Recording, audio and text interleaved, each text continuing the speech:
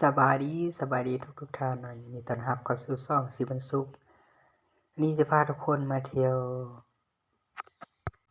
สวนน้ำเพชรประกายเนาะทุกคนไปเบิ่งไปชมกันว่าทางในมันสิเป็นจังไดเนาะทุกคนไปชมนํกันเด้อ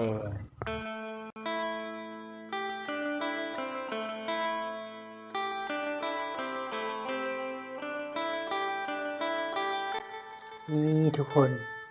หลังจากที่เฮาหลุดเข้ามาเนาะมันจะเป็นแบบนี้ล่ะทุกคนงามแฮงทุกคนพากันมาหลายอันนี้ก็อาหารเป็นช่วงที่บ่แม่นวันหยุดเลยเนาะวัน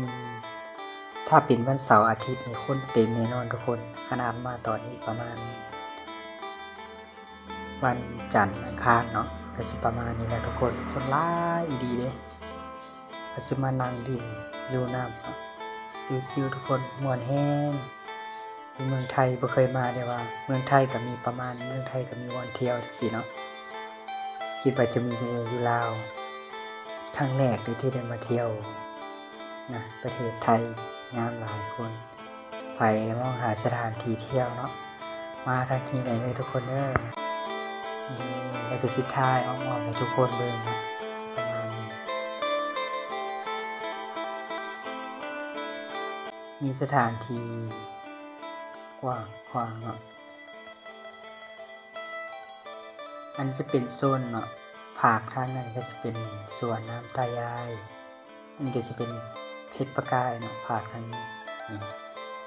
รู้สึกว่าคนมานั่งรินน้ำหลาย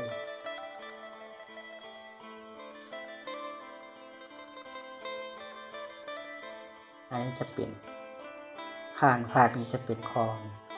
สวนน้ำตายายนะถ่ายอ้อมๆให้ทุกคนเบิ่งจะติดกับเพชรประกายเนาะเป็นโซนเดียวกันสินะ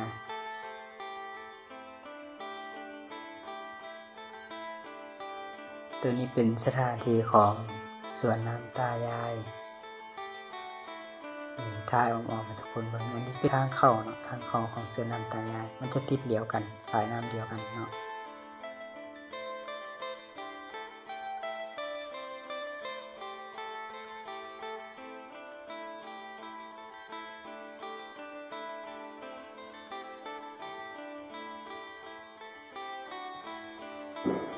นี่ฮะเจริญเข้าไปเบิ่งว่าภาคทางนี้กับทางนั้นเป็นจังได๋นะ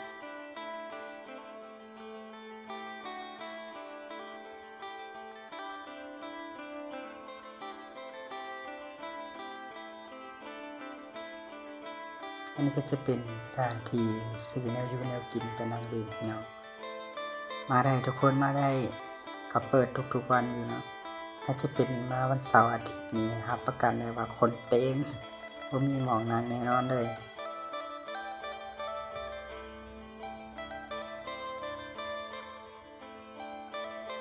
งามหลายทุกคนงามหลาย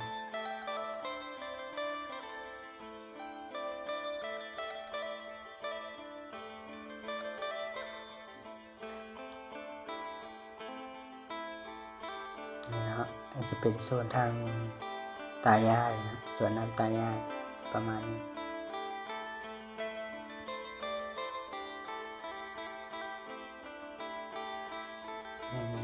นี่ทางวิวงามแฮง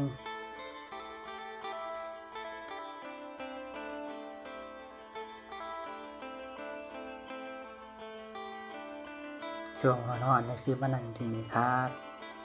โอเคนะคลิปนี้เราก็สิท้ายสั้นๆให้ทุกคนเพิ่นขอบใจทุกท่านเนาะที่เข้ามารับชมเนาะฝากกดไลค์กดแชร์กดติดตามเนาะเพื่อเป็นกำลังใจเนาะบ๊ายบายพบกันใหม่ในคลิปหน้าทุกคน